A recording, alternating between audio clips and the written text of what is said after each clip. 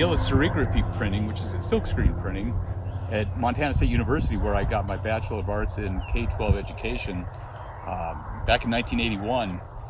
And after I got my degree, I pursued it on my own, and I did numerous vistas. This is one of the areas that I did at Paradise Valley, long prints, and multiple colors, up to 28 different prints, or 28 different runs, different colors on one print. So it would take me over a month to do some of the additions.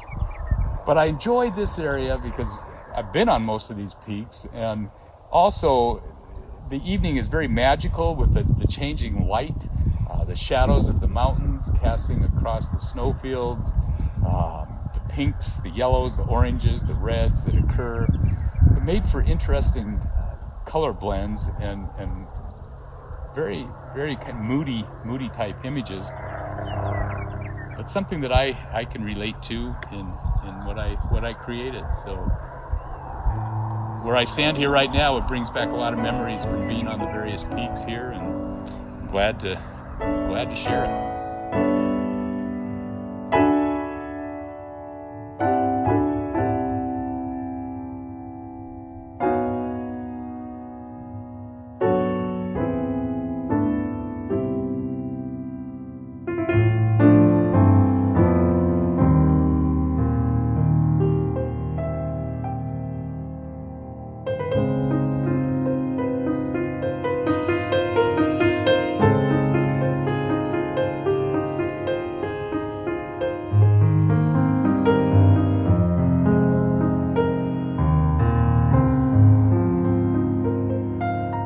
This is a view from where Molly, my wife, and I have purchased this piece of land that we plan on building a studio here as well as a home, and it's a favorite place for us.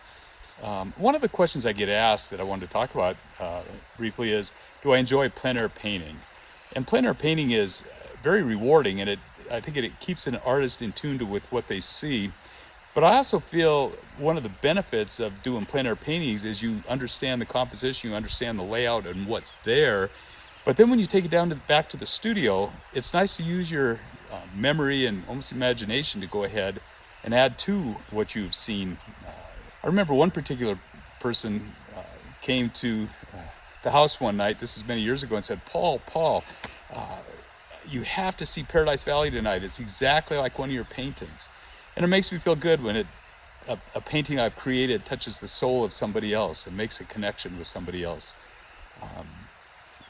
Oftentimes when we work with plein air painting and imagination together and memory, we end up with something that ties in to many different people, and people can relate to it and see memory of places that they've been on it too, or in it, and that's something that I enjoy doing.